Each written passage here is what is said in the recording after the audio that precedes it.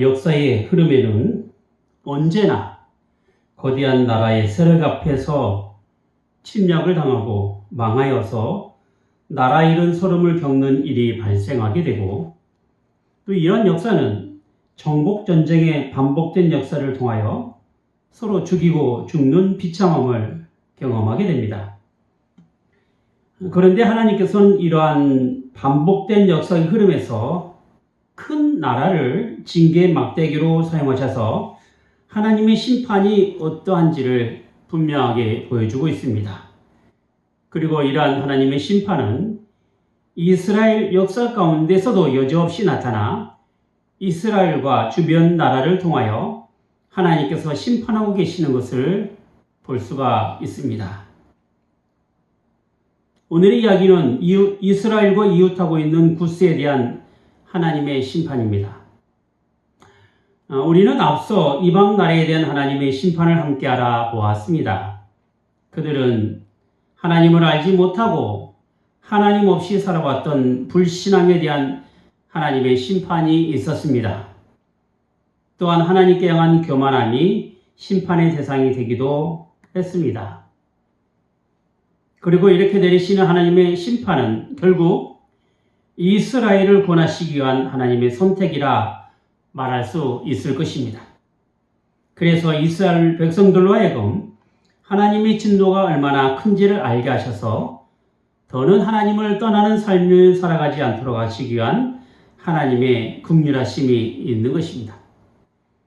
그런 점에서 볼 때 하나님의 심판에 대한 성격은 단순히 전쟁을 통하여 나라를 망하게 하기 위한 목적이 아니라 전쟁이 하나님께 속한 것이며 하나님께서 심판하시는 하나님만이 아니라 심판받아 마땅한 죄인들을 향한 구원의 하나님이 되심을 알려주고 있다 할 것입니다. 그러므로 믿는 사람은 하나님의 심판이 나타날 때마다 우리로 깨닫게 해주시는 그 긍휼하심의 은혜를 구해야 할 것입니다. 그래서 고통과 절망 가운데 구해주시는 그 하나님을 찾아야 하며 환난과 핍박 가운데서 신앙을 지키는 삶을 살아가야 하는 것입니다. 이것이 마지막 때에 있을 하나님의 심판을 준비하는 신앙인의 자세라고 말할 수 있을 것입니다.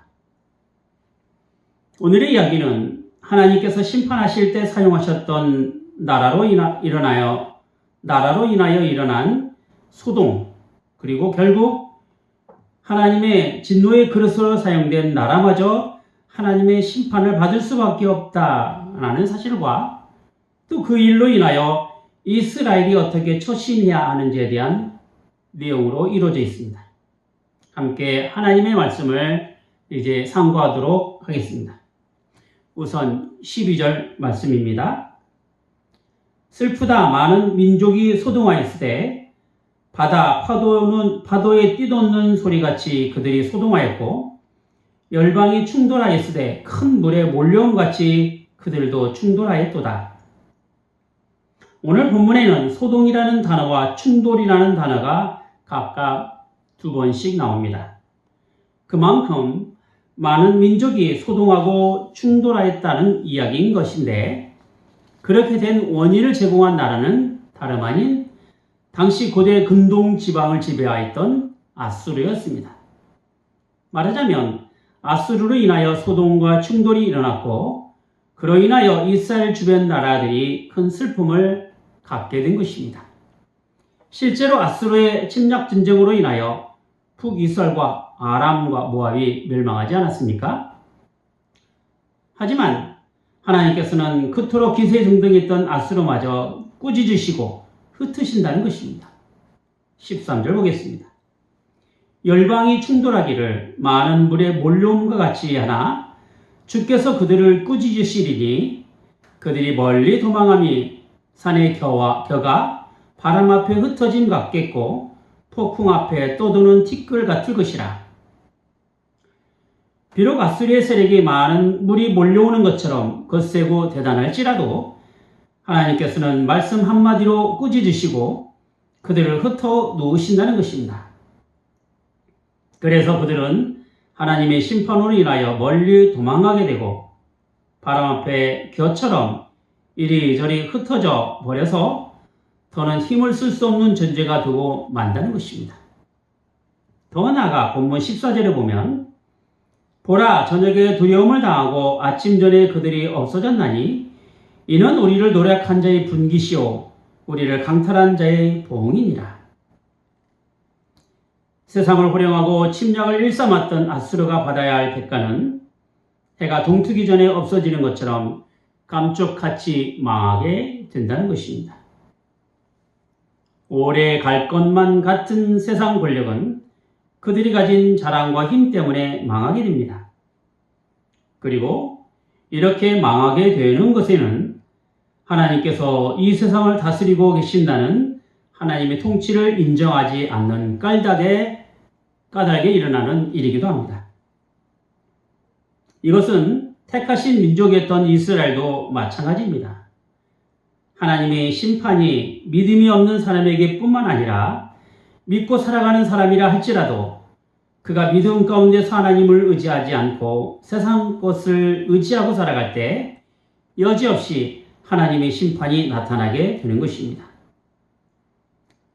인생의 흥망이 하나님께 있음을 안다면 비록 지금 어려워도 도무지 회복될 가능성조차 없어 보이는 일이라 할지라도 하나님의 선하심을 기대할 수 있는 것입니다. 하나님의 간섭하심은 하나님의 허락 없이는 아무 일도 일어날 수 없다는 것을 전제로 하며 하나님의 주권에 따라 이 세상이 움직여 나가는 것입니다. 따라서 역사를 주장하시는 하나님의 선하신 뜻에 따라 살아가기 위해서는 먼저 하나님께서 말씀하시는 바가 무엇인가를 잘 깨달아가야 삶으로 나타낼 수가 있는 것입니다. 오늘 본문 18장에 등장하는 구스는 이집트 동쪽에 있는 나라로 지금의 아프리카 지역의 에디오파입니다. 그들의 조상으로 볼 때 함의 후손으로 되어 있으며 솔로몬 왕 때 시바 여왕이 에디오피아 출신입니다. 사도행전에 나오는 에디오피아 내시는 나라의 살림을 맡은 내시로서 예루살렘에 왔다가 복음을 믿고 빌립에 의하여 세례를 받은 사람으로 유명합니다. 그런 이유로 아프리카에서는 처음으로 기독교를 접한 나라가 되었고 또한 오래된 기독교 국가로 알려져 있습니다. 오늘 본문에 등장하는 구스는 당시 애굽을 지배하고 있었기 때문에 여기 구스를 두고 하시는 하나님의 말씀은 애굽에 관한 하나님의 예언이라고 봐야 할 것입니다. 그런데 이사야 18장은 구스에 관한 하나님의 심판을 보기에는 조금은 어렵습니다. 왜냐하면 하나님의 경고가 구스를 향하고 있는 것이 아니라 구스를 의지하고 있는 남유다의 유정자들을 향하고 있기 때문입니다. 그러면 남유다가 의식하고 있는 구스는 어떤 나라일까요? 1절에 보면 강 건너편 날개치는 소리 나는 땅이라고 했습니다. 즉 날개치듯이 힘찬 나라요 그 날개의 보호 아래에 있어야 함을 의미하고 있는 것이죠. 또한 2절에 보면 장대하고 준수한 백성 곧 시초부터 두려움이 되며 강성하여 대적을 밟는 백성이라고 하였습니다. 처음부터 두렵고 강성하여 어떤 대적도 이길 수 있는 큰 나라라고 남유다는 구스를 향해서 그렇게 생각한 것이죠. 그러니 구스를 바라보는 남유다를 볼 때 의지할 수밖에 없는 것입니다. 더구나 지금 아수르에 의하여 어려움을 당하고 있을 때 구스의 군사적 원조를 받는다는 것은 나라의 안전을 보장받을 수 있는 것이었기 때문에 나라가 어려울 때마다 사절단을 보내어 도움을 받고자 했던 것입니다. 그래서 아수르의 공격으로부터 동맹을 맺고자 구스에 제안을 한 것입니다. 마치 오늘날 북한과 중국을 견제하기 위하여 미국이라는 나라와 한미동맹을 맺는 것처럼 말이죠. 하지만 이사야 선지자는 이렇게 정치적으로나 군사적으로 동맹을 맺는 이런 일에 대하여 슬픈 일이라고 표현하고 있습니다. 그래서 동맹을 맺기 위한 사절단이 아니라 앞서 17장 13절과 14절에 있는 것처럼 하나님의 말씀에 따라 도망하고 흩어져 버리고 아침 전에 없어져 버릴 그 아수르의 멸망을 알리라는 것입니다. 더 나아가 세상의 모든 민족 앞에서 하나님께서 심판하신다는 분명한 사실을 알리라는 것입니다. 3절을 보시죠. 18장 3절입니다. 세상의 모든 거민 지상에 거하는 너희여, 산들 위에 기호를 세우거든 너희는 보고 나팔을 불거든 너희는 들을지어다. 아수르의 멸망에 대한 승리의 깃발이 세워지거든 보고 승리의 나팔을 불 때 들으라는 것입니다. 아수르의 멸망으로 하나님의 심판이 이루어졌음을 보고 들음으로써 알게 된다면 더는 남유다의 운명이 구스를 의지하고 그들과의 연합으로 되는 것이 아니라 하나님에 의하여 결정된다는 사실을 알라는 것이죠. 이제 하나님께서는 이사야 선지자를 통하여 아수르에 대한 멸망의 모습을 4절부터 6절까지 비유로 설명을 하고 있습니다. 우선 4절에 보면 쬐이는 일광과 같고 가을 더위의 운무같이 계절에 따라 나타난 날씨와 같이 변화된 환경에서 조용히 살피십니다. 그러다가 5절에 있는 것 같이 추수하기 전에 꽃이 떨어지고 포도가 맺혀 익어 때 낫으로 그 연한 가지를 베며 퍼진 가지를 찍어 버리시겠다라는 것입니다. 그리고 6절에 보면 그 벤 것을 가지고 산의 독수리들에게와 땅의 짐승들에게 먹잇감으로 주겠다는 것이죠. 이사야 선지자는 이미 13장에서 아수르에 대한 하나님의 심판에 대해서 말씀하셨습니다. 그때 그들이 당할 심판의 모습은 그들이 도망하는 것이었으며 창에 찔리고 칼에 엎드러진다고 했고 어린 아이는 메어침을 입고 집은 노략을 당하고 아내는 욕을 당하고 청년은 쏘아 죽이며 태 열매를 긍휼히 여기지 아니한다 라고 했던 것이죠. 결국 아수르에 대한 하나님의 심판은 하나님의 백성인 이스라엘을 공격한 그들의 죄로 인함이며 하늘에 올라 하나님의 묵별 위에 자신의 보좌로 높임을 받으려는 그 교만으로 인한 것이었습니다. 세상 권력으로 인하여 자신을 하나님과 같이 두려는 그 교만은 분명 하나님께서 꺾으신다는 것이죠. 그래서 잠언 16장 18절에 보면 교만은 패망의 선봉이요 거만한 마음은 넘어짐의 앞잡이니라 라고 하지 않았습니까? 여러분, 신앙의 최고 미덕은 겸손입니다. 그리고 그 겸손이라는 것은 낮은 자리에 있는 사람에게 요구되는 것이 아니라 권력과 힘이 있는 사람에게 요구되는 미덕입니다. 그리고 우리가 겸손을 배워야 하는 것에는 예수님께서 친히 하나님의 높은 자리를 버리시고 낮고 천한 인간의 모습을 입으시고 죄인의 자리로 오셔서 우리를 구원하신 그 사실이 있기 때문인 것입니다. 이렇게 하나님의 구원은 겸손함으로 보여주고 있는 것입니다. 따라서 겸손함이야말로 구원을 받는 사람이 보여줘야 할 최고의 모습이 되는 것입니다. 교만한 사람은 구원의 자리로 갈 수가 없습니다. 왜냐하면 그들의 인생은 결국 망하는 것이요 넘어지는 존재가 되기 때문입니다. 아수르의 멸망은 그들이 가진 것으로 교만했기 때문입니다. 블레셋의 멸망은 남의 멸망을 자신의 기쁨으로 삼았기 때문입니다. 모압의 멸망은 그들이 가진 것으로 자랑하며 그것으로 기쁨을 삼고 하나님을 대신하여 우상을 섬겼기 때문입니다. 다메섹과 북이스라엘의 멸망은 구원의 하나님을 잊어버리고 능력의 하나님을 마음에 두지 않았기 때문입니다. 결국 그들의 인생에서 하나님은 잊혀진 존재가 되었고 자신의 것으로 만족하며 기뻐하는 인생을 살았던 그 이유가 큰 것입니다. 여기에는 이 세상을 다스리시는 하나님께만 겸손과 순종이 없었으며 하나님을 의지하는 대신 세상을 의지하며 살아왔던 그 큰 이유가 있는 것입니다. 하나님을 의지하지 않는 인생은 자기 것으로 만족하기 때문에 하나님 앞에 겸손을 나타낼 수가 없는 것입니다. 이제 이사야 선지자는 아수르가 멸망하게 되는 것을 보고 듣게 될 때 그렇게 남유다가 의지했던 구스가 어떤 행동을 하고 있는가를 7절에 이렇게 설명하고 있습니다. 그때 강들이 흘러 나누인 나라에 장대하고 준수하며 시초부터 두려움이 되며 강성하여 대적을 밟는 백성에게서 만군의 여호와께 드릴 예물을 가지고 만군의 여호와의 이름을 두신 곳 시온산에 이르리라.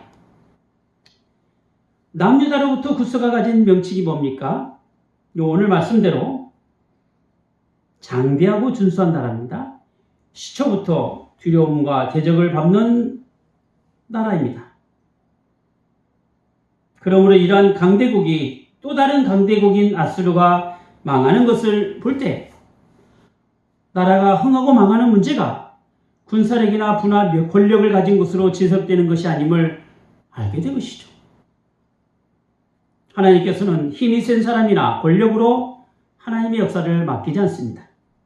비록 작은 존재라도 하나님께서 귀하게 쓸 그릇이라고 한다면 승리하게 하시는 것이죠. 그래서 구스는 장대하고 준수한 이방 민족이었고 그들의 강성함으로 전쟁에서 승리할 수 있는 군사력을 가졌지만 그것이 나라를 세워가며 전쟁에서 승리하며 국가를 지속시켜가는 원리가 아니란 사실을 이번 아수르의 패망을 보면서 알게 된 것입니다.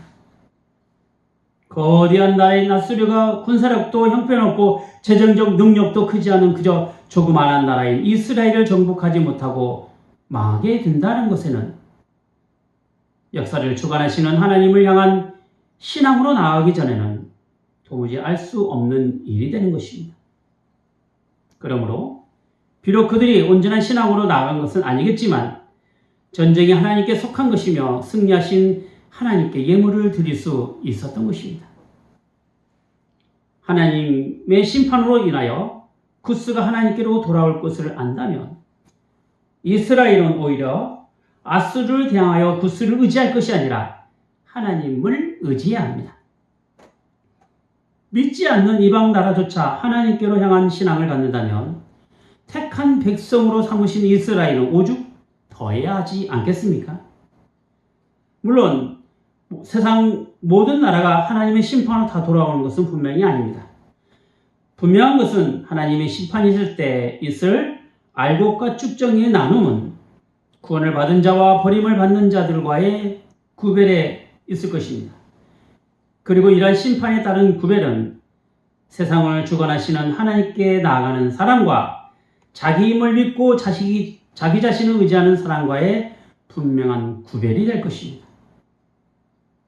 고달픈 이 세상에서 무엇을 의지하고 살아가느냐에 따른 결과가 이렇게 다르게 나타나게 되는 것이죠.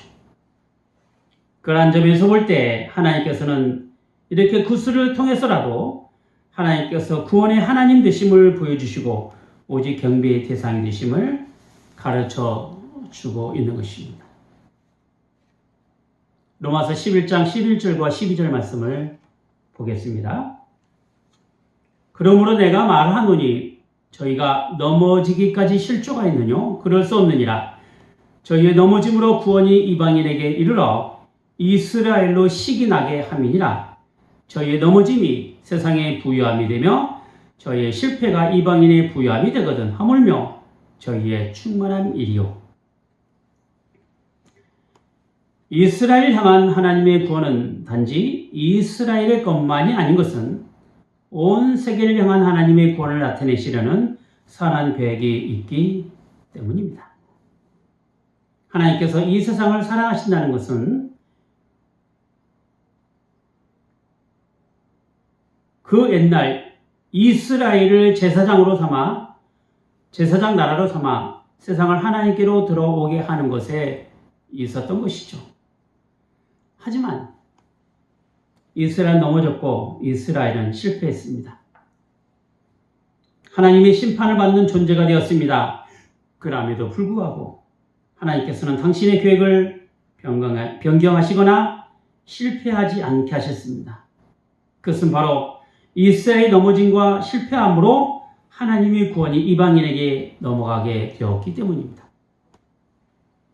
세상의 방법을 의지한 남유다와 아수르의 멸망으로 각성하여 하나님께 제물을 드리러 오는 구스는 마치 이스라엘의 실패로 인한 하나님의 구원을 이방인 나라인 구스를 통하여 이루고자 하시는 하나님의 선한 뜻이 있다라고 말할 수 있을 것입니다. 결국 이스라엘의 넘어짐이 세상을 향한 하나님의 구원이 부욕해 되는 역사를 이루게 된 것입니다. 물론 이것이 이스라엘의 넘어짐을 기뻐해야 할 이유는 분명 아닐 것입니다. 그리고 믿는 사람의 넘어짐이 믿지 않는 사람의 구원을 받는 기회를 제공하는 것도 분명히 아닐 것입니다. 믿는 사람은 세상의 빛이요 소금이라고 했습니다. 빛을 잃으면 안 되고 소금의 역할을 해야 하는 것이죠. 세상에서 악을 행함으로 지탄받고 욕을 먹으라는 이야기는 분명히 아닙니다. 우리의 넘어짐은 죄의 유혹에 있고 우리의 실패는 육신의 연약함에 있지만 그것이 다른 사람을 구원 얻기 위한 조건이 될 수는 없는 것이죠. 다만 우리의 부족과 연약함을 고백하고 하나님께 나가는 일련의 과정인 것이죠. 사람의 성공 이야기는 감동과 도전을 줍니다. 왜냐하면 그 안에는 여러 실패와 넘어짐에서 버티고 이기고 살아왔던 삶의 진솔함이 있기 때문이죠. 하나님의 구원 역사는 그러함에도 불구하고 이루어가시는 하나님의 뜻을 살펴보는 것에 있습니다. 그래서 우리는 실패와 넘어짐에서 늘 하나님을 찾게 되는 것이죠. 기도하겠습니다.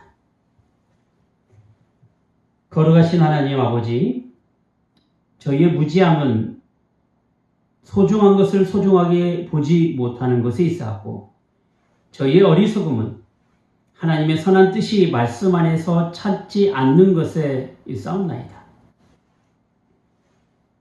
세상 방법 다 찾다가 주님께로 돌아온 인생의 기쁨은 그 안에 구원의 생명이 있기 때문인 것이고 예수 그리스도를 믿는 믿음으로 살아가는 것이 저희에게 복된 것은 하나님만이 저희 인생의 주님이심을 고백하는 것에 있사옵나이다.